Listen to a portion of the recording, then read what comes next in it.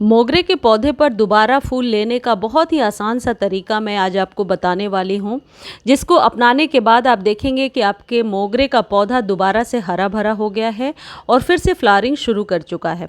मोगरे के पौधे में सितंबर अक्टूबर आते आते कलियाँ कम बनने लगती हैं, पत्ते अक्सर झड़ने लगते हैं, यानी पौधा धीरे धीरे डोरमेंट होने लगता है। फिर जब नवंबर दिसंबर, जब बहुत सर्दियाँ पड़ती हैं दिसंबर जनवरी में, तो मोगरा फ्लावरिंग करना बंद कर देता है। हालांकि पौधा स्वस्थ रहता है, पौधे की ग्रोथ भी धीमी हो जाती है। अभी 1 से 2 महीने फ्लावरिंग लेने के लिए इस खाद का छिड़काव कीजिए। इससे आपके मोगरा में बहुत अच्छी फ्लावरिंग होने लगेगी, साथ ही साथ मोगरा का पौधा स्वस्थ रहेगा। जिनके मोगरा का पौधा बिल्कुल सूख चुका है और यदि उसमें फ्लावरिंग बिल्कुल नहीं हो रही है, स्टेम के पास से खुरच के देखें, यदि स्टेम हरी भरी है तो इस खाद को देने से वापस से कलियां बनने लगेंगी।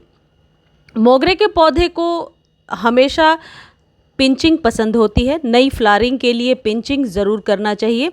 देखिए, जिस तरीके से फ्लावर आने के बाद मैंने 2 इंच नीचे से कट कर दिया है, ये तरीका सबसे बेस्ट होता है मोगरे को हरा भरा रखने का और फ्लावरिंग लेने का।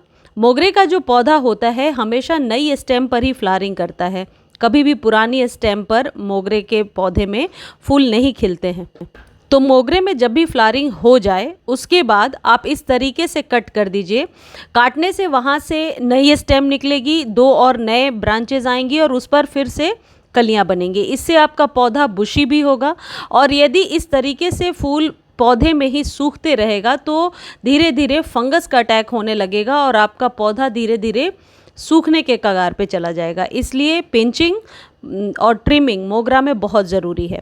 अब इसे कब कब कर सकते हैं? अभी जो मैं करके दिखा रही हूँ इसे पिंचिंग कहते हैं, यानी कि जो डेड हेडिंग होती है, यानी फ्लावर खिलने के बाद फूलों को हटाना डेड हेडिंग होती है, और 2 इंच नीचे से कट करते हैं, वो पिंचिंग है।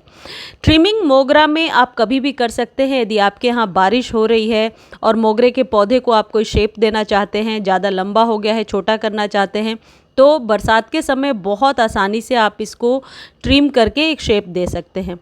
मोगरे के जो पौधे होते हैं इनमें खुशबू बहुत ज़्यादा होती है और गुच्छों में फ्लावरिंग करते हैं, इसलिए ये हैवी फीडर होते हैं और इन्हें हर एक 15 दिनों पे फर्टिलाइज़ करने की ज़रूरत होती है।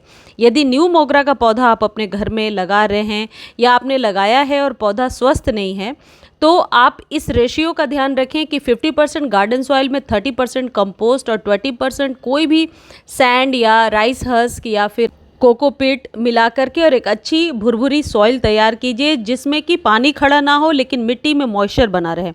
जितने भी फूलों वाले पौधे होते हैं उनकी मिट्टी हमेशा मॉइस्ट होनी चाहिए। मॉइस्ट से कहने का मतलब है कि मिट्टी में बहुत ज़्यादा पानी ना टपके, कीचड़ सा ना हो, लेकिन मिट्टी में मॉइस्चर ज़रूर होल्ड करके रखने वाली सॉइल हो। वैसे तो मोगरा सन लविंग प्लांट है, पूरे दिन के धूप में आप इसे रख सकते हैं, लेकिन यदि मोगरे में न्यू कलियां आ रही हैं तो कोशिश करें कि दोपहर की धूप से आप इसे बचाएं। इसके लिए आप ये कर सकते हैं कि उसी जगह पे किसी और पौधे को भी रख दें साथ में, जिसकी शेड इस पर पड़ती रहे, यानी डायरेक्टली धूप ना पड़े। क्योंकि कई बार मैंने देखा है कि कलियाँ जलने लगती हैं जब डायरेक्टली धूप आती है। इसलिए मॉर्निंग की धूप मिल जाए और इवनिंग की धूप मिले तो बेहतर है। मोगरे पर हल्की ट्रिमिंग आप कभी भी कर सकते हैं, यानी 2-3 इंच यदि आपको कटिंग करनी है तो कर सकते हैं, उससे कोई नुकसान नहीं होगा और उससे और पौधे को फ़ायदा ही पहुंचेगा। अब आपको क्या करना है कि जिस गमले में मोगरे का पौधा लगा हुआ है आप उसमें गुड़ाई कर दीजिए। पहले गुड़ाई तो हर एक 15 दिनों पे करना चाहिए और बरसातों में तो ज़रूर कीजिए, क्योंकि नई शूट्स को लेने के लिए गुड़ाई बहुत हेल्प करता है। इससे रूट्स के पास ऑक्सीजन पहुंचता है और पौधा कहीं ना कहीं इससे स्वस्थ रहता है। तो नई कलियां जैसे मेरे पौधे पर आ रही हैं, ये जो खाद मैं आपको बताने वाली हूँ, इससे आप देखेंगे 3 से 4 दिनों में ही न्यू कलियां बनने लगी हैं। ये खाद आप नर्सरी से भी ले सकते हैं और आप ऑनलाइन भी मंगा सकते हैं।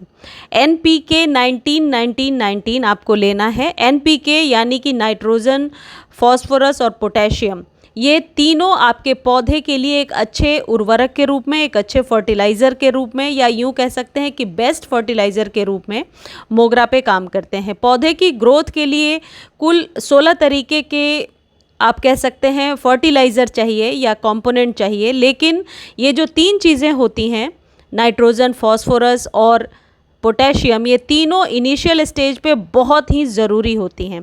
ये NPK 19-19-19 है। ये देखिए मैंने आधा चम्मच लिया है अपने 2 गमले के लिए, और इसे आप 1 लीटर पानी में भिगो लीजिए और इसके बाद बहुत अच्छे से स्प्रे कर दीजिए। स्प्रे करने के बाद जो पानी बच जाएगा उसे आप वापस गमले में डाल दीजिए। आप चाहे तो डायरेक्टली गमले में डाल सकते हैं, यदि आपके पास स्प्रे बॉटल नहीं है तो डायरेक्टली गमले में डाल सकते हैं, लेकिन स्प्रे करने का हमेशा रिज़ल्ट मैंने मोगरा पर अच्छा देखा है। ये NPK 19-19-19 की जगह पे यदि आपके पास 20-20-20 है तो आप वो भी ले सकते हैं।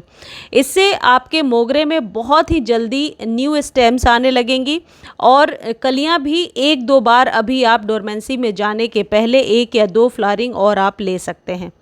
ये जो NPK 19-19-19 है, जब भी आप इसका इस्तेमाल करें इस बात का ध्यान रखें कि या तो मॉर्निंग में कर लीजिए या इवनिंग में कीजिए, लेकिन जब धूप हो, आपके प्लांट पर धूप पड़ रहा हो, उस समय ना करें। यदि दोपहर के समय आप इसे डाल रहे हैं तो फिर इस गमले को हटा करके आप कहीं साइड में रख दीजिए, वो ज़्यादा ठीक रहेगा। धूप पड़ने से पत्तियाँ जल जाएंगी।